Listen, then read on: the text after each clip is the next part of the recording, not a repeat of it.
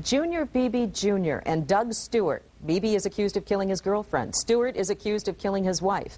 Both relationships had reported histories of domestic violence and are currently in the news. But there are warning signs to domestic violence, whether you think you might be in an abusive relationship or you know someone who is, or maybe know someone who is abusive.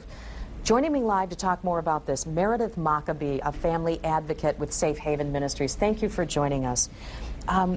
Before we get into these two specific cases, and I know you can't speak specifics about those two cases, where do we stand right now with statistics in general having to do with domestic violence? We talk about it and we talk about it, and situations like this happen, but are we seeing any improvements out there? We're seeing about 1 out of 4 women experience abuse sometime in her lifetime. And if you think about how many women you may know somebody who is a survivor today.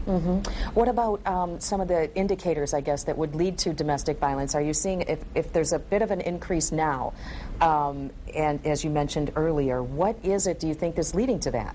Well, we want to pay attention to the indicators like quick involvement, isolation, extreme jealousy, any harm toward pets, harm toward others, verbal abuse, and specifically use of guns or weapons or threats to kill are some of the indicators that tell us it's a dangerous situation. We know that the history of abuse, it's cyclical for both the victim sometimes and the abuser. It can be something that they've learned in the past. What is it, do you think, that maybe is an indicator that would make someone realize that this isn't just words? This could get to a point where lives can be taken. Because if they knew it would go that far, you'd think they'd leave. But what is it that is that turning point? If a survivor is concerned about her relationship, she can go on the website for Safe Haven Ministries, which is connected to your website, and take a quiz and see if there are some indicators of the violence. Definitely talk to a domestic violence advocate. We have great resources in Kent County. Every county is covered by a domestic violence program. Talk to somebody, take an assessment, make a safety plan. Reach out and be linked so that you will have a plan. If danger presents itself, you'll know what to do. How can you protect yourself? I mean, what is it that you need to do? What are some of those specifics in that plan that someone needs to take action before it goes too far? It's great to be connected to a domestic violence program because we have safe and confidential housing. You want to also be able to use many services like our legal system and personal protection orders, work with an advocate, have a safety plan.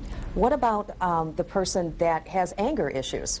I mean, can they seek help if they know they have problems dealing with this? Where do they go? Also check the website. We have great local resources, and those who want to be treated for perpetrating abuse can find resources there. We, of course, have a link on our website. People can find more information about that. And quickly, if you're in the community and you know someone that has anger issues and things like that, and you're concerned about them, what can people in the community do? We absolutely rely on community, friends, family, neighbors, coworkers. If somebody you know is affected by domestic violence, privately ask them if they feel safe at home, and privately get them a phone number that they can reach out. Hey, there's help available. Contact Safe Haven Ministries. I heard about a place you can call, and definitely be that link. You don't have to do everything, but you can be the link to help somebody be safe. Meredith Mockabee from the Safe Haven Ministries, thank you for joining us tonight. Thank you for having me.